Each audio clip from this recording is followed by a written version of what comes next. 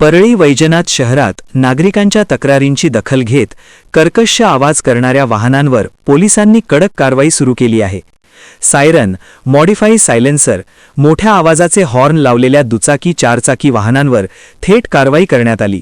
ही कारवाई एपीआय नितीन गट्टुवार यांच्या मार्गदर्शनाखाली PSI Amol Shingane, police constable Govind Bhatane तसेच होमगार्ड गित्ते आणि होमगार्ड हरणे यांच्या संयुक्त पथकाने केली.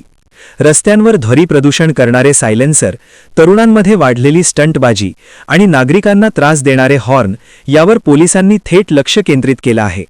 या कारवाईमुळे ज्येष्ठ नागरिक, महिला, विद्यार्थी आणि रुग्णांना मोठा दिलासा मिळाल्याचं चित्र आहे.